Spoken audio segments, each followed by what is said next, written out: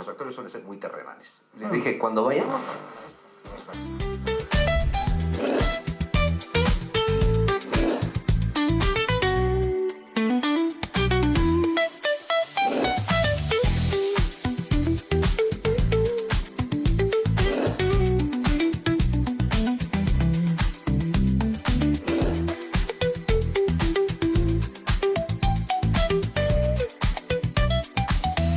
La Razón Radio. ¿Cómo están? Buenos días, bienvenidas y bienvenidos. Esto es La Razón Radio. Arrancamos una nueva semana, la última semana de marzo, pero no es el último lunes. Estamos en el penúltimo lunes. De aquí a 7 días acabará este tercer mes. Con esto completaremos el primer trimestre del 2025. Miren esa postal impresionante. Las montañas, unas cuantas nubes. Al fondo vemos nieve, ¿no? Parte de la cordillera, la que ha nevado, porque ayer llovió en la ciudad de La Paz, en el Alto, un granizo tremendo, y miren el espectáculo que se ha formado en las cordilleras. Una jornada bastante fría, pero por lo menos ya sin lluvia. Estamos con una temperatura actual de 9 grados centígrados en la zona sur, pero, ¿qué les digo? La sensación es de 12 grados, 3 grados más alto, porque hay un 73% de humedad. El viento, una ligera brisa en dirección sudeste a 2 kilómetros por hora. Hoy vamos a tener una temperatura máxima de 18 grados centígrados, así que vamos a duplicar la temperatura actual. No hay amenazas de lluvia, pero mejor no me arriesgo y no les digo no salgan con paraguas, porque es La Paz, ustedes saben.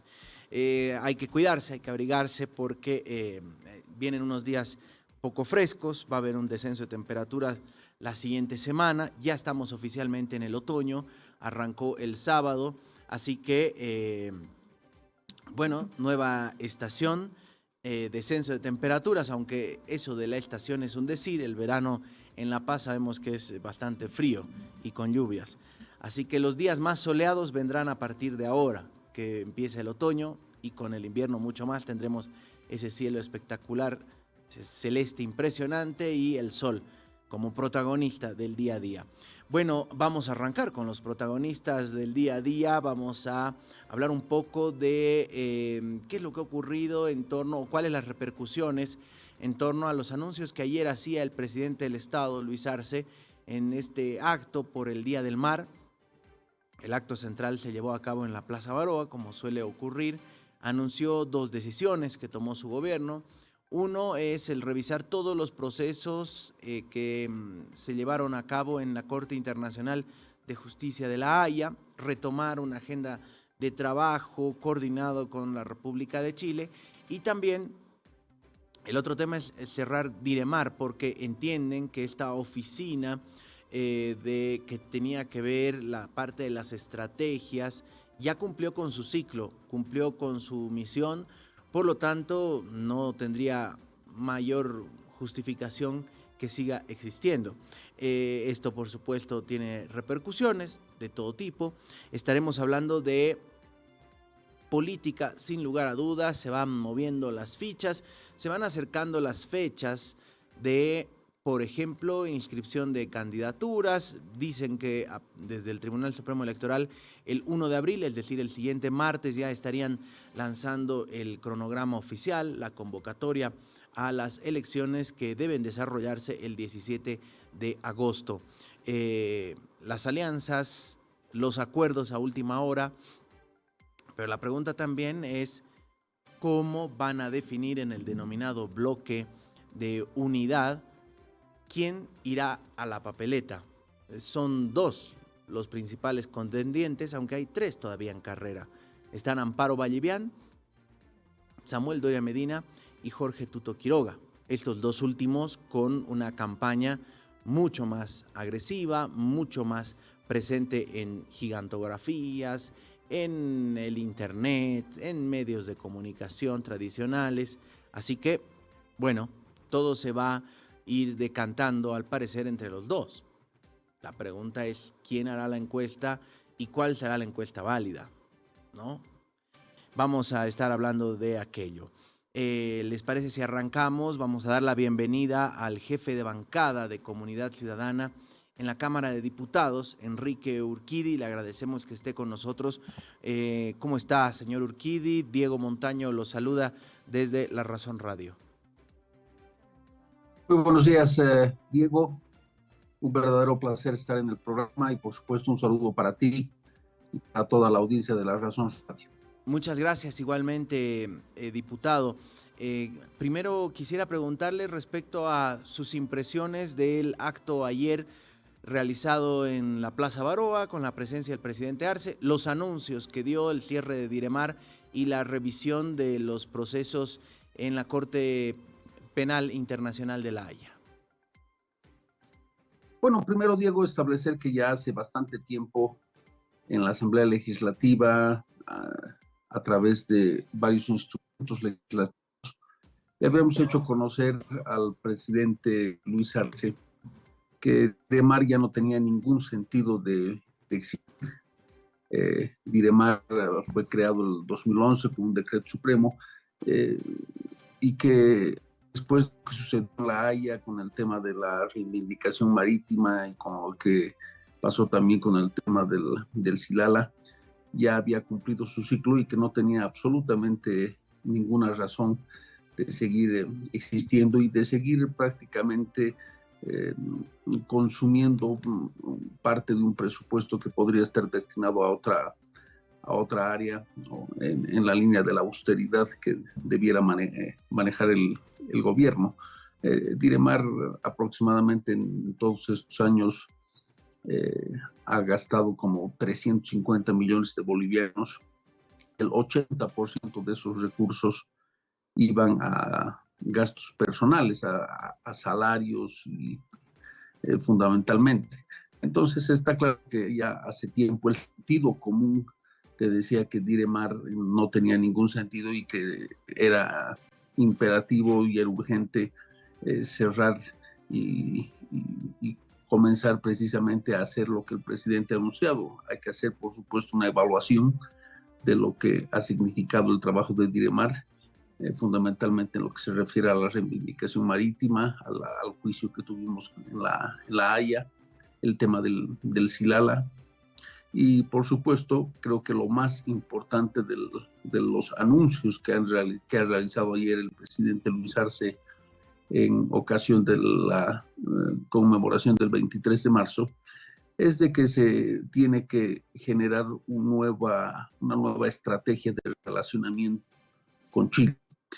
Con Chile estamos condenados a entendernos, somos economías, somos países complementarios y creo que en esa línea, desde que sucedió lo que sucedió en La Haya, ha habido una suerte de vacío en lo que corresponde a una nueva lógica y un nuevo paradigma en la relación con Chile. Creo que es importante, seguramente el presidente Arce ya no alcanzará por el poco tiempo que le queda a reencauzar de la manera en la que debe hacérselo la relación con Chile, pero por lo menos creo yo que el próximo gobierno a partir de noviembre deberá tener, esa será una de sus grandes tareas, el de reencauzar la relación con Chile, entender que lo de La Haya ha sido ya un capítulo superado y que sin renunciar a nuestra reivindicación marítima, sin renunciar, como establece nuestra propia Constitución, a nuestro acceso soberano al Pacífico, es necesario y urgente el construir nuevos puentes y que nos lleven, por supuesto, a un nuevo escenario de relaciones con Chile. Ahora, diputado, uno entendería que más bien el gobierno tardó en cerrar Diremar en el anuncio que hizo ayer, porque el capítulo del Silala pues se cerró, si no estoy mal, el primer año del gobierno de Luis Arce. Ya estamos en el último de esta primera gestión, justamente. Sí, por supuesto, ya hace bastante tiempo debió haberse cerrado Diremar, hace bastante tiempo que en teoría, no con los resultados que esperábamos de ella, había cumplido su objetivo. El tema del juicio con de la reivindicación marítima en La Haya, el tema del Silala, ya con los resultados que tuvimos, Diremar debió haberse cerrado de manera inmediata. El tema de los recursos, por supuesto, hace muchísimo tiempo que se le venía criticando que en una línea de austeridad esos recursos podrían ser destinados a otra área del gobierno o a otra área del Estado. Si no me equivoco, el presupuesto que estaba establecido para este año 2025 en el presupuesto general del Estado creo que pasaban un poco de los 11 millones de bolivianos y un poco más. Entonces está claro pues que ya hace bastante tiempo Diremar no tenía ningún sentido. Pero el presidente se ha tomado su tiempo, se ha tomado sus buenos años para tomar una decisión ejecutiva que la debió haber tomado al inicio de su gestión. Y lamentablemente el presidente toma este tipo de decisiones totalmente ya extemporáneamente, porque lo de los recursos sí es una cuestión simbólica, porque en la semejante crisis por la que estamos atravesando, el tema de, entre comillas, abusar 11 millones de bolivianos no va a paliar en lo absoluto, por darte un ejemplo, el tema de los combustibles.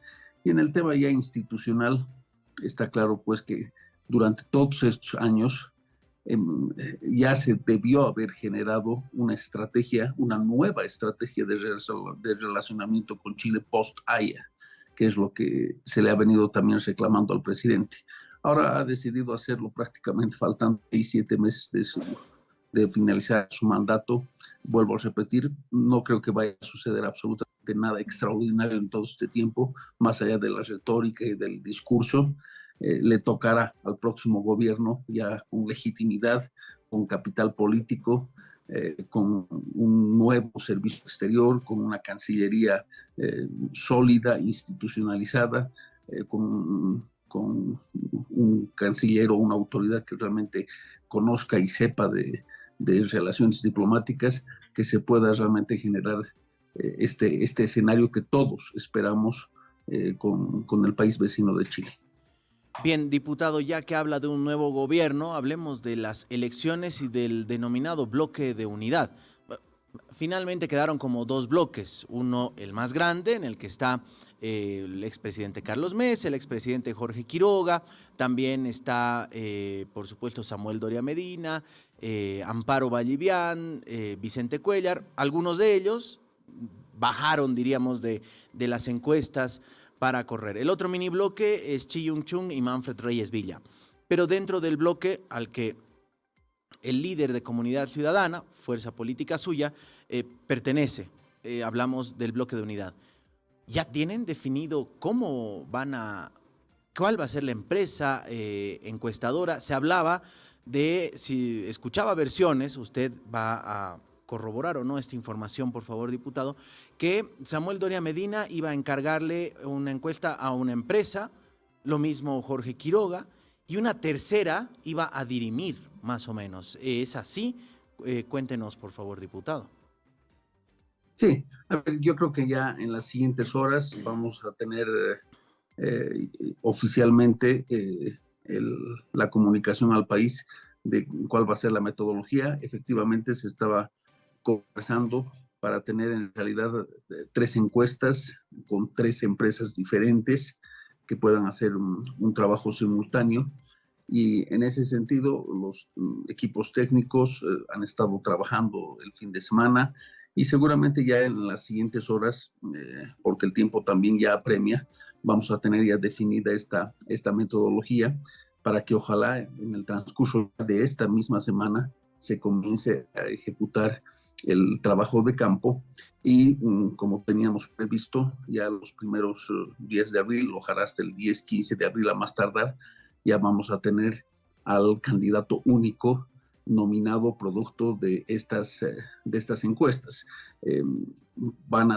Pueden ser las 3 encuestas que se están hablando, que se está conversando, o finalmente puede ser una sola.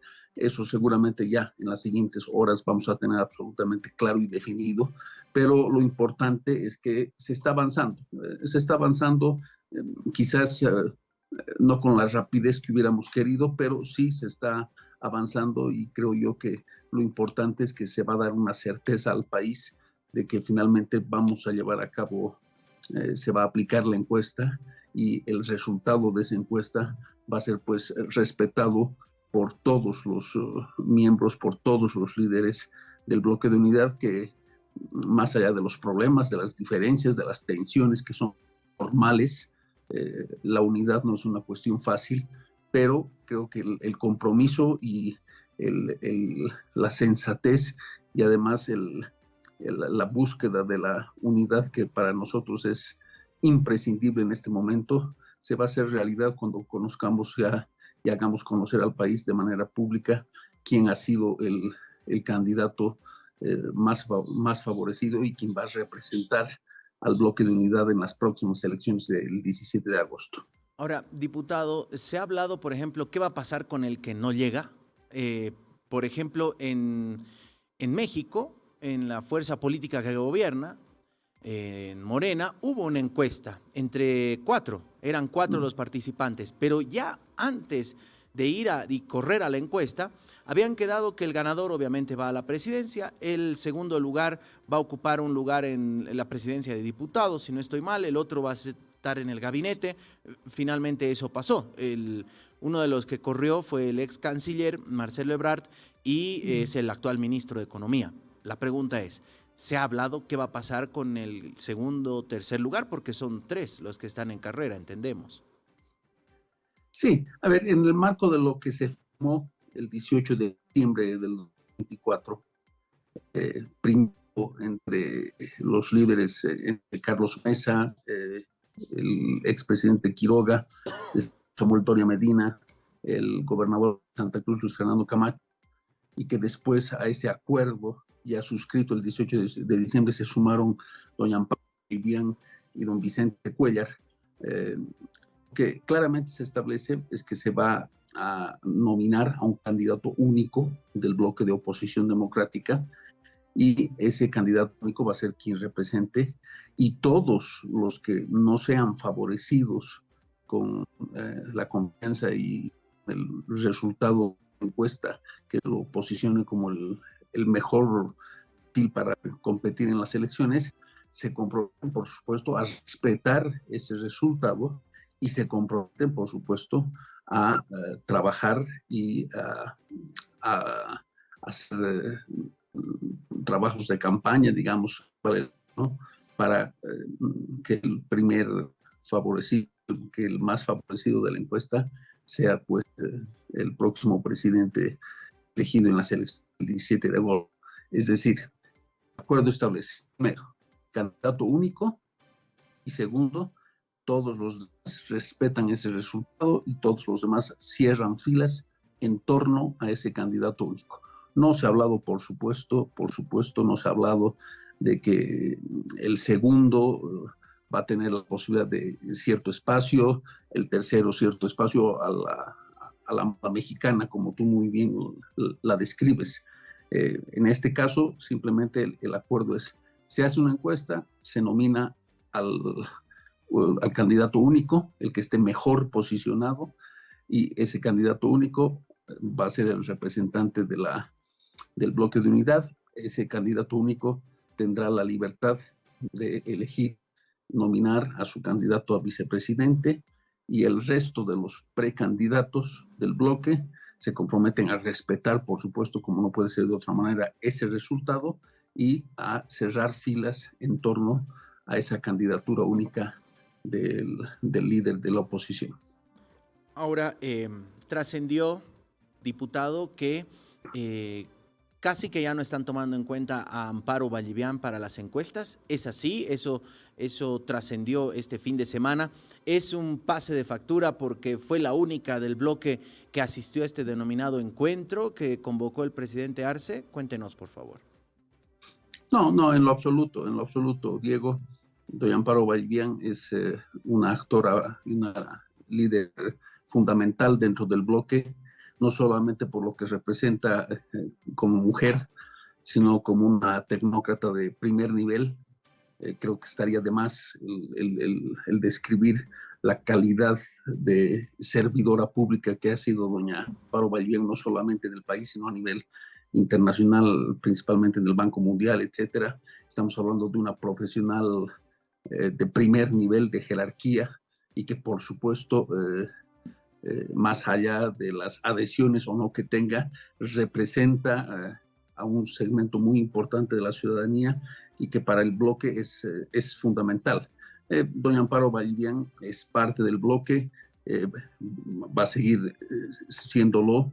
Ella está comprometida, lo ha dicho en todos los foros, en todos los espacios, que ella está comprometida con la unidad desde hace bastante tiempo, que a pesar de los problemas, de las tensiones, ella cree en el bloque, cree, por supuesto, personas serias que van a respetar los resultados, que van a trabajar en lo que se ha fijado y establecido el 18 de diciembre y que finalmente vamos a tener al candidato único y que ella, como un soldado, va a estar ahí apoyando al candidato que salga posicionado y favorecido de las encuestas.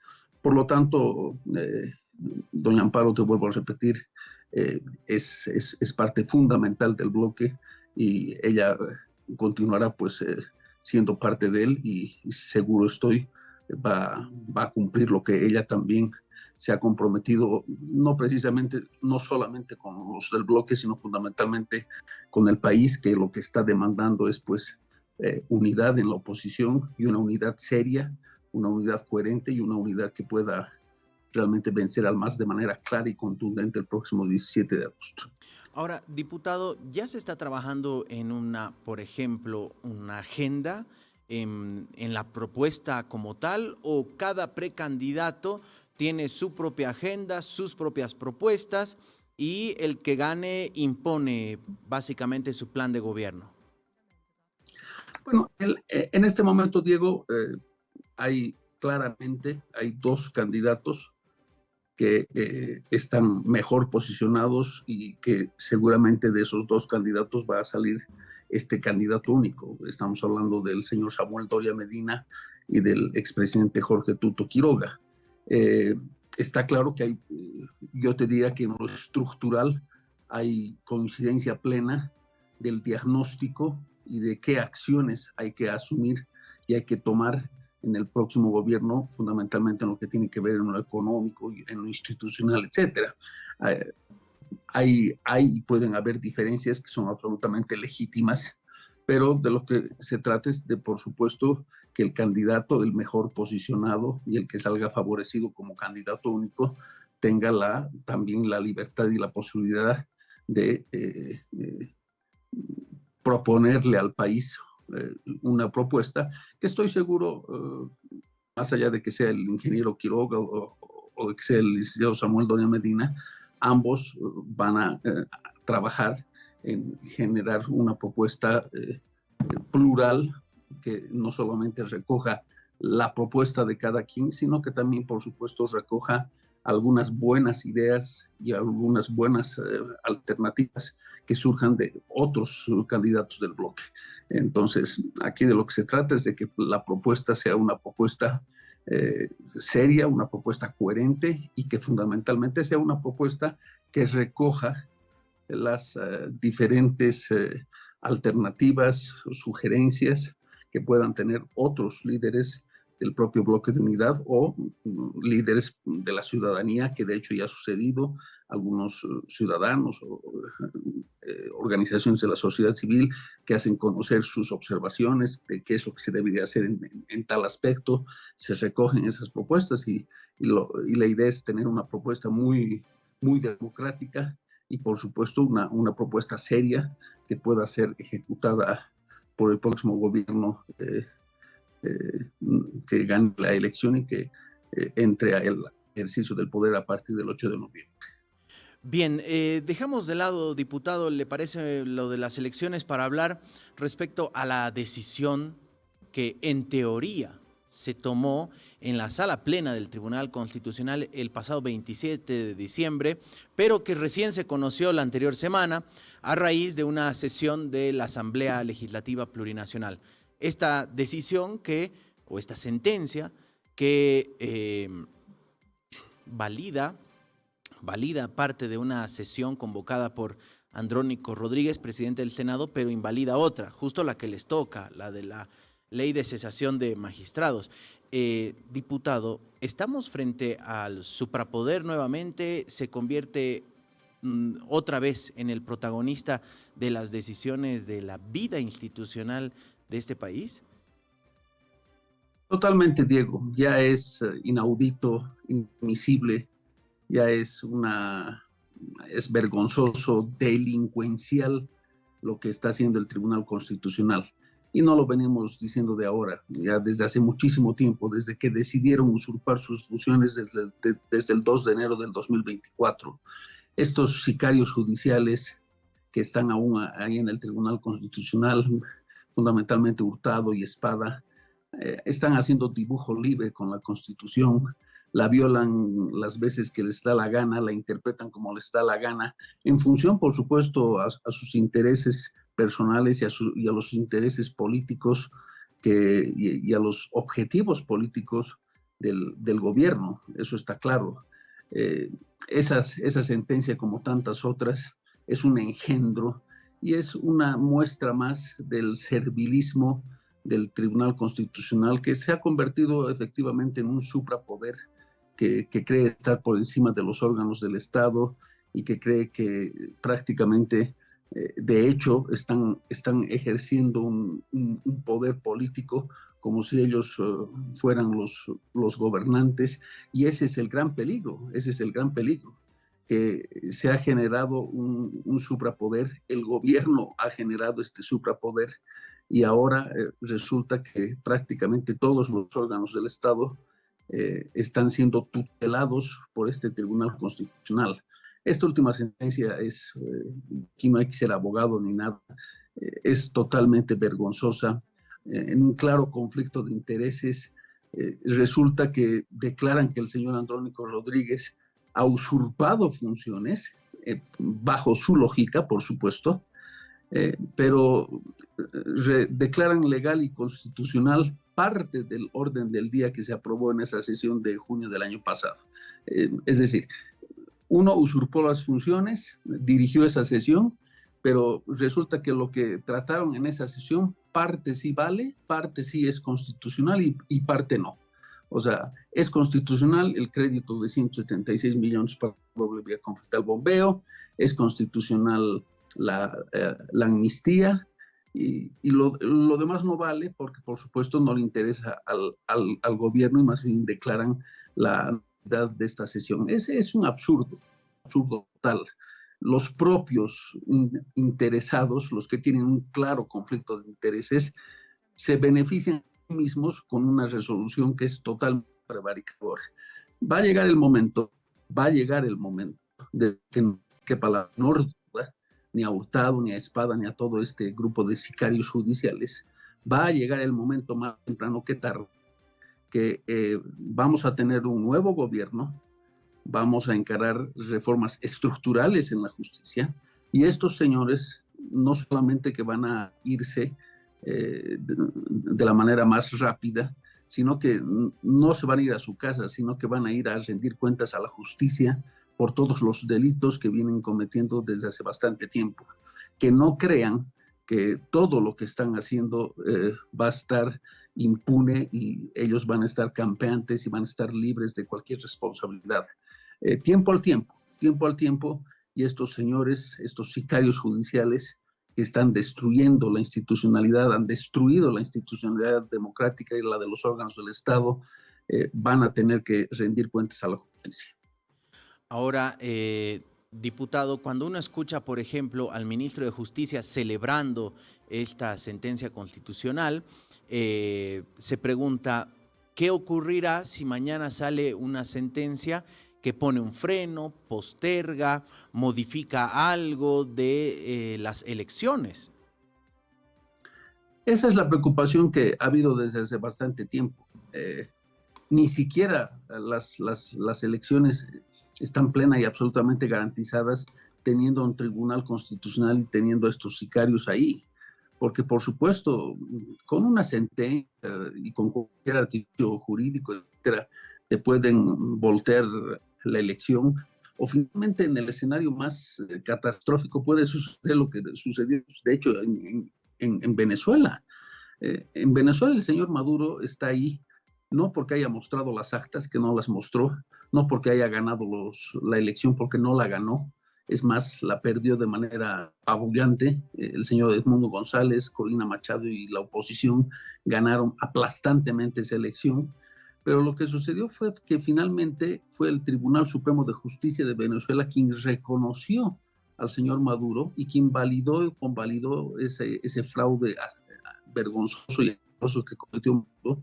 Y el señor Maduro está ahí sentado en la silla.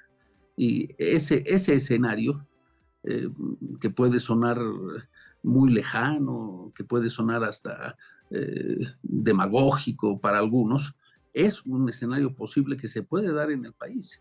Y por eso que hay que cerrar filas. Los órganos del Estado estamos en la obligación de cerrar filas para contrarrestar y para hacerle frente a este sicariato judicial del TCP, porque no vamos a permitir y no podemos permitir de que el TCP pretenda siquiera o intente siquiera evitar que tengamos las elecciones o finalmente, en su caso, sabotear y desconocer la voluntad popular. Por eso que ahí está claro, el enemigo está total y plenamente identificado y en consecuencia los espacios institucionales, los órganos del Estado, las fuerzas democráticas, la ciudadanía en general, tenemos que hacerle frente y tenemos que plantarle cara a este grupo delincuencial, porque no vamos a aceptar bajo ninguna circunstancia que se pretenda evitar o, en su caso, que se pretenda desconocer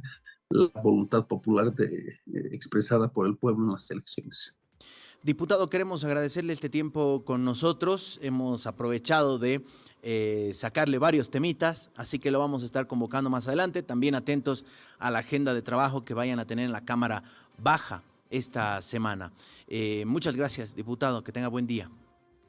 Gracias a ti, Diego. Como siempre, es un verdadero placer estar en la Razón Radio y hasta una próxima oportunidad. Enrique Urquidi, jefe de bancada de Comunidad Ciudadana en Diputados, estuvo con nosotros hablando a propósito del cierre de Diremar. Las encuestas que van a prácticamente definir al candidato de este denominado bloque de unidad de la oposición. Y hemos hablado respecto a esta decisión nuevamente del Tribunal Constitucional Plurinacional, que ha generado además tensiones dentro del propio Tribunal Constitucional Plurinacional entre las autoridades recientemente elegidas el pasado 15 de diciembre y los autoprorrogados, que son los que firman esta sentencia. Vamos a seguir, por supuesto, de cerca. Esto se conoció el jueves, pero recién ya ustedes saben que entrando al fin de semana, como que todo se va diluyendo y nuevamente se reactiva hoy, arrancando la semana. Así como hoy también se activa una marcha de la FEJUVE de la ciudad de El Alto que va a descender a la ciudad de La Paz. La concentración es en Naciones Unidas, así que para quienes todavía ahí está, justamente van a descender. Esto a propósito de los precios de la canasta familiar. Eso es lo que mencionan, el rechazo, diríamos, a esta situación económica que se vive en el país. Van a entregar un pliego petitorio con demandas al gobierno central. Ahí está justamente la marcha descendiendo, reiteramos, las juntas vecinales de la ciudad del Alto por las Naciones Unidas, así que tomen su precaución. Ahora sí nos vamos a la pausa. ¿Les parece un consejo en esta todavía vigente época de lluvias? Este consejo que viene de la mano de EPSAS. En un momento regresamos con La Razón Radio. Las lluvias ya comenzaron y nosotros ya estamos haciendo nuestro trabajo. pero necesitamos de tu ayuda. Cuida las redes de alcantarillado sanitario. Antes de lavar los platos, limpia las grasas y residuos de alimentos. No dejes estos residuos en el lavadero, deposítalos en la basura. No arrojes elementos sólidos ni papel higiénico dentro del inodoro. Coloca rejillas en los desagües y límpialos regularmente. Este es un mensaje de EPSAS, porque prevenir taponamientos es tarea de todos. Continuamos con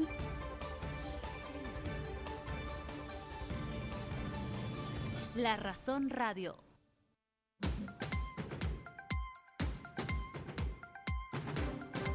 Ocho de la mañana, 36 minutos. Seguimos justamente en La Razón Radio, hablando ahora de temas políticos, temas que tienen que ver con los partidos políticos como tal.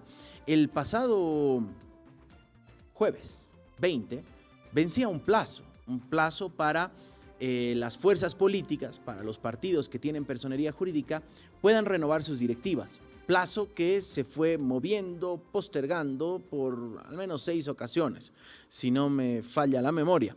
Pero quien nos va a dar los datos precisos es el vocal del Tribunal Supremo Electoral, Tawichi Quispe, a quien le agradecemos que esté esta mañana con nosotros. Vocal, ¿cómo está? Buenos días. Diego Montaño lo saluda. Está silenciado el micrófono del vocal. Si de repente puede habilitar. Sí, ahora sí. Ahora sí. ¿Cómo está, vocal? Ahora sí. Hermano Buenos Diego, días. sí, lo escuchaba. Hermano Diego, usted muy buenos días. Le comento que estoy en Potosí. Estamos en el municipio de Pocuata. Estamos en un asiento electoral acá y estamos en ese afán. Bien, nos imaginamos mucho frío por cómo lo vemos. Está bastante abrigado, vocal. Allá en Pocuata bastante frío.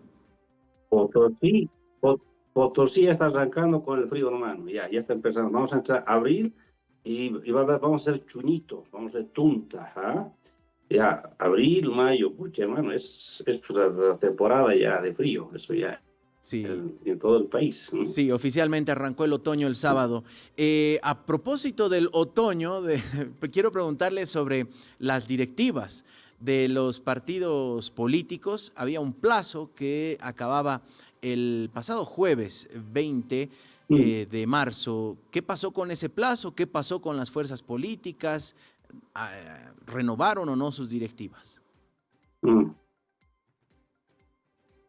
A ver, hermano Diego, el plazo que lo hicimos por séptima vez, imagínese un plazo de séptima vez, darle la oportunidad a los partidos para que puedan renovar su directiva, feneció este pasado 20 de marzo, ¿sí? Ahora lo que nos resta ahora estamos haciendo el acopio de la información técnica, ¿no? Para que nos den qué partidos políticos no dieron con ese plazo en la renovación de sus directivas.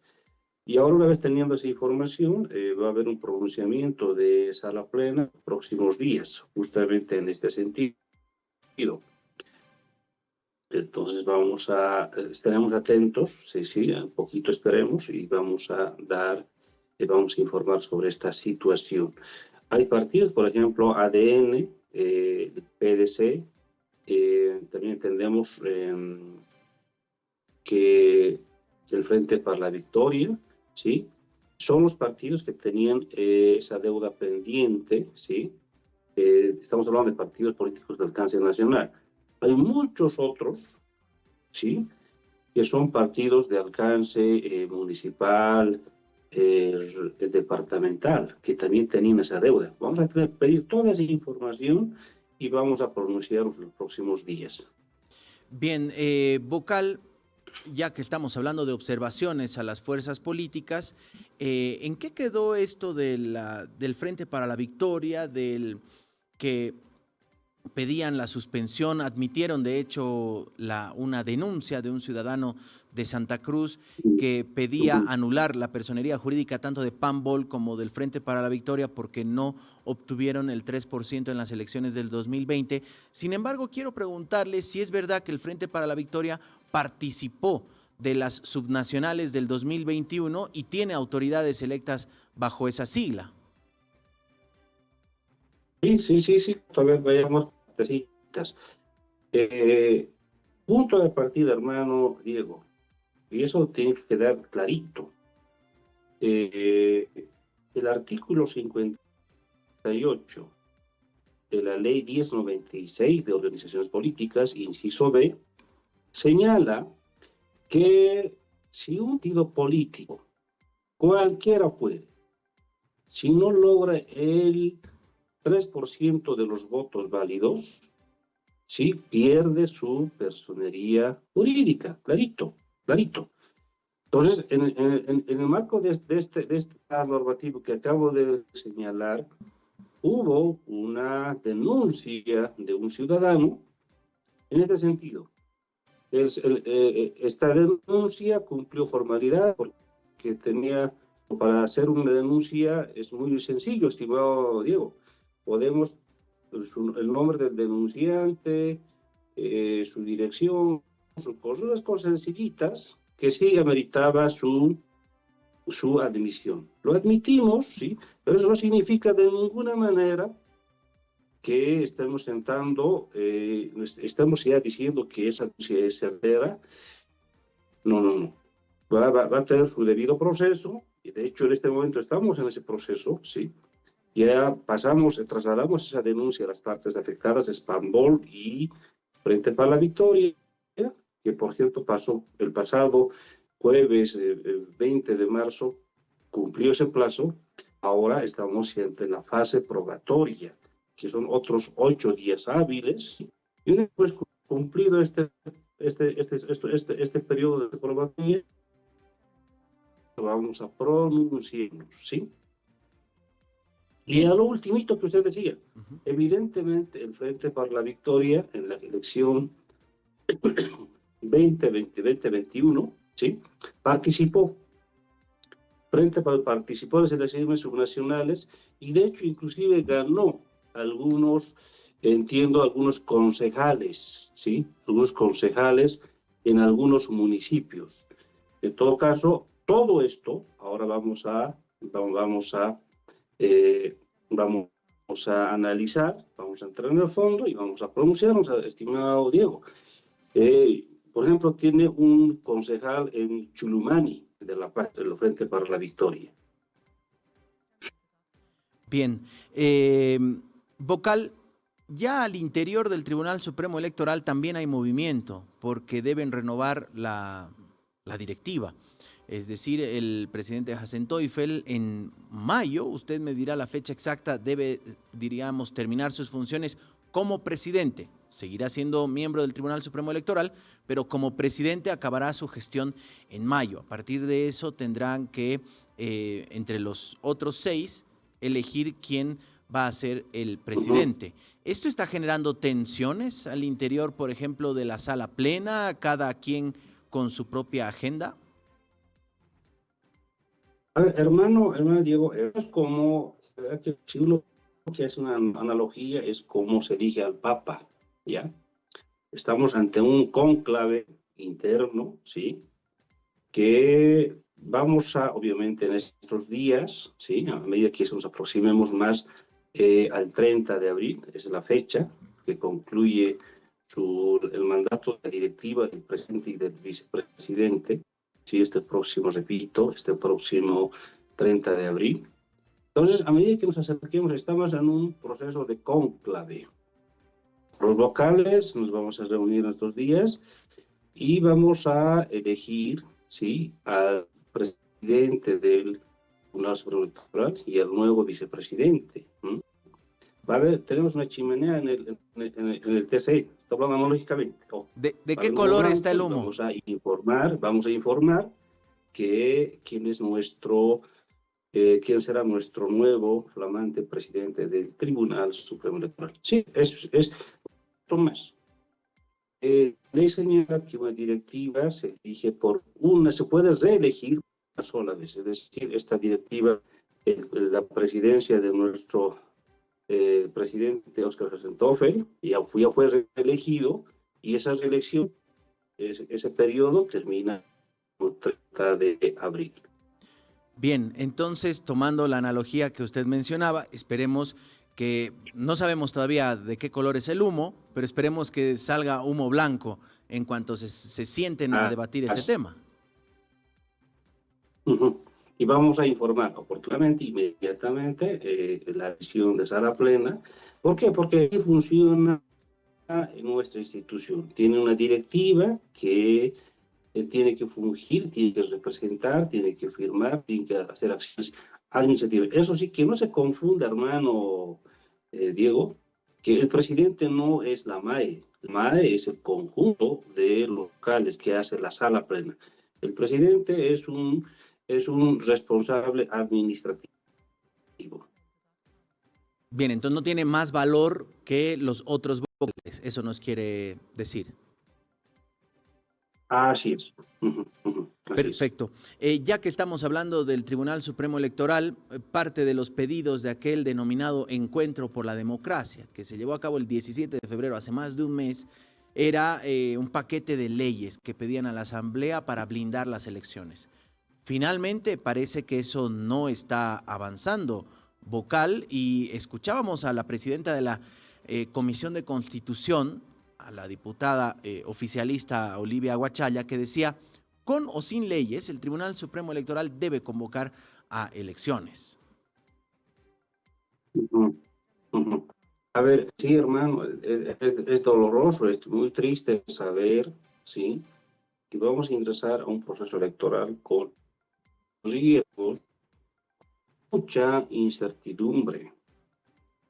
Es doloroso saber que desde el órgano legislativo nos digan que ese encuentro, no quiero pensarlo así, todavía tenemos esperanzas. No quisiéramos que eso termine en un apoyo moral, ¿no? Ese encuentro que tuvimos el pasado el lunes 17 de febrero, ¿sí?, ese tercer encuentro para blindar la elección. No quisiéramos que eso termine en una palmadita en la espalda, ¿no? Tengo acá, es verdad, tengo aquí los acuerdos suscritos, unas hermosas firmas, pero todavía no ha sido firmado por el presidente del Estado, tampoco por el vicepresidente y tampoco por Andrónico Rodríguez. El presidente no ha firmado todavía este encuentro. Los demás sí firmaron, ¿sí? Están sus rúbricas, están ahí, pero de verdad no perdemos esperanzas. Si es que así fuera, eso sí, es verdad, hermano Diego. Vamos a este proceso eleccionario. Quiero señalar, con 99.9% de probabilidad, que este próximo martes 1 de abril estamos arrancando con la elección presidencial de manera oficial, todavía tentativo. Entonces, y tendremos 138 días, ¿sí?, hasta el día elección. Si uno hace sumas, el domingo 17 de agosto, son 138 días que vamos a ingresar, estimado Diego, ¿sí?, con coraje, los vocales, mucho coraje. Con lo que tenemos al alcance de nuestras manos, vamos a ingresar, ¿sí?, y crujiendo los dientes, hermano Diego, ¿sí?, unos a otra. Pero eso sí, el pueblo boliviano es testigo, ¿no?, de las advertencias de los riesgos que hemos señalado. Por ejemplo, esta ley de preclusión electoral que señalaba, pues una ley cortita, de un parrafito, ¿sí?, 3 líneas, que dice que ninguna autoridad administrativa, jurisdiccional o constitucional, pensando en el TSP, pueda postergar, anular elecciones. Si así lo hiciere, dice este artículo, serían nulos de pleno derecho. Y eso nos permitía, estimado Diego, tener absoluta certidumbre hasta que se produzca esta transición el próximo sábado 8 de noviembre del presente año, 2025, con el cambio de gobierno, ¿sí? No pueden quedarse ni un día más, porque es un mandato constitucional, ¿sí?, y también los senadores y diputados. Entonces, ese proyecto de ley, hasta ahorita, chitón, calladitos, nada, y nos duele. Y el segundo era incorporar a los vocales a la ley 044 para garantizar la independencia del órgano electoral. Hemos estado en la comisión, ¿sí? Con la presidenta de la Comisión de Constitución, ¿sí? A la compañera Olivia, su presidenta, hemos visto y hemos tenido el apoyo unánime, ¿sí? De esa comisión. Pero ahora esperamos, de verdad, que se pueda honrar y podamos estar los vocales en la ley 044 para garantizar su independencia. Entonces, estimado Diego, vamos a entrar así.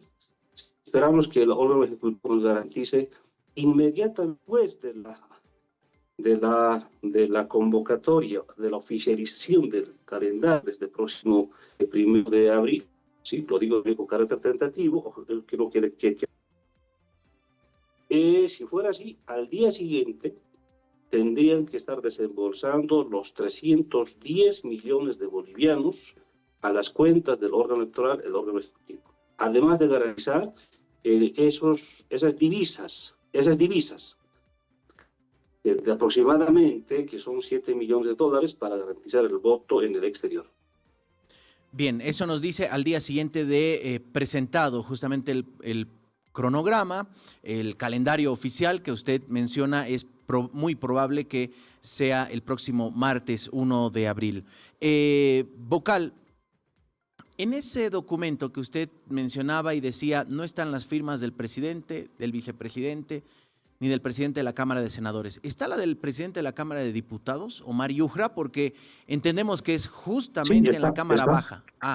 Porque en la Cámara Baja es donde se han trabado estos proyectos. Está aquí de Omar Yujra. Estoy viendo. Sí, está acá del señor Omar Yujra. Yo lo voy a mostrar aquí. Tiene una firma, miren. Omar, acá está. Omar Yujra. Y se puede... Ahí está. Ahí está.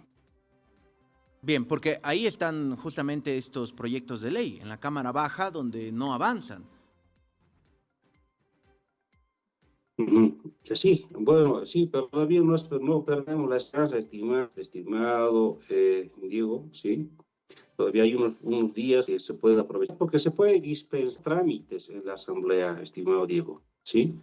Se puede aprobar esto, es cuestión de horas, un par de horas, aprobado, listo, pero siempre que haya voluntad de parte de nuestros diputados y senadores. Vocal, queremos agradecerle mucho este tiempo con nosotros.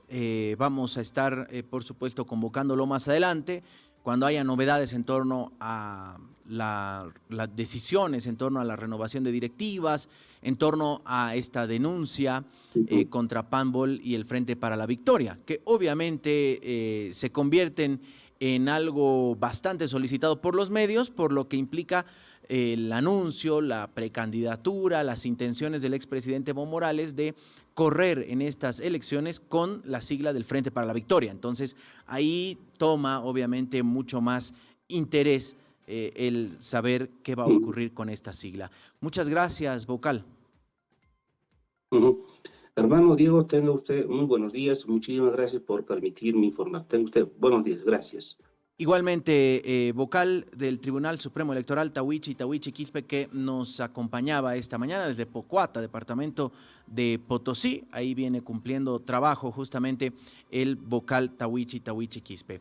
8 de la mañana, 55 minutos. ¿Le parece? Como todas las mañanas, revisamos nuestra edición, nuestra portada, el e-paper que refleja justamente cómo arrancamos esta semana.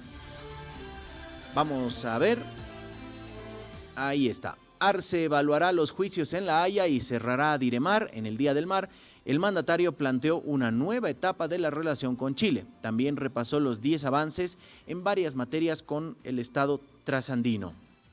La subapertura, derrotados los partidos tradicionales en 2005, sus líderes sobreviven en agrupaciones y alianzas. En la parte superior, Estados Unidos y Ucrania comienzan negociaciones de paz. En las llamaditas, APB Súmate reivindica a la mujer y no alude a Chi. APB Súmate, recordemos, es la fuerza, el partido político del alcalde de Cochabamba, Manfred Reyes Villa, aliado de Chi Yung-chung.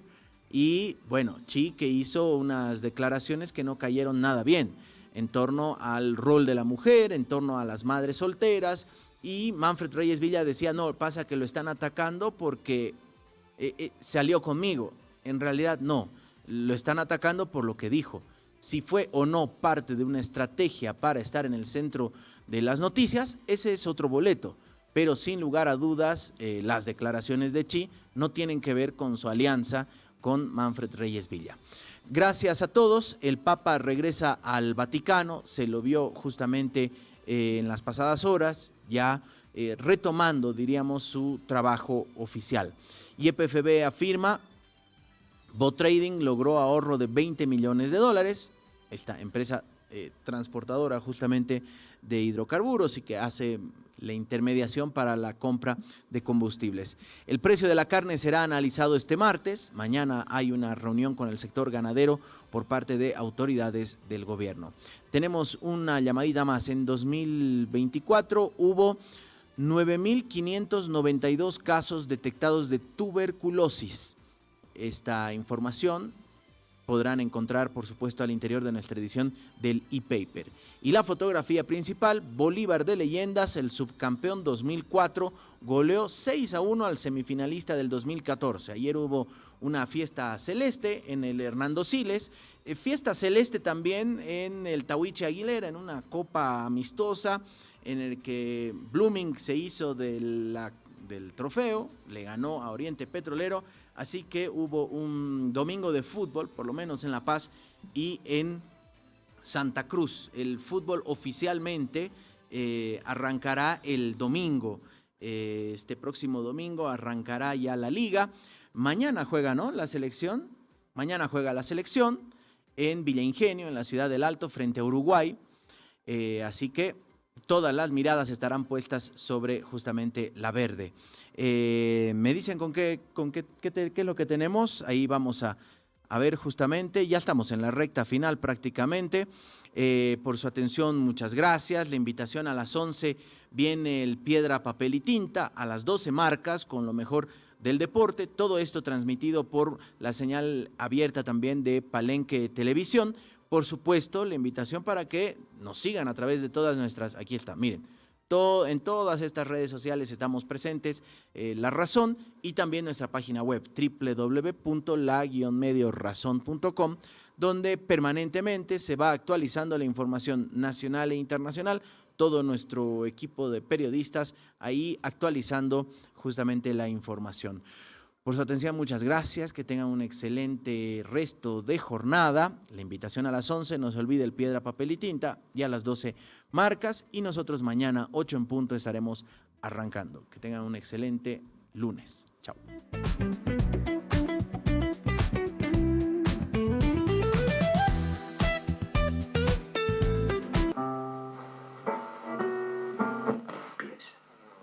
Los actores suelen ser muy terrenales. Les dije, cuando vayamos...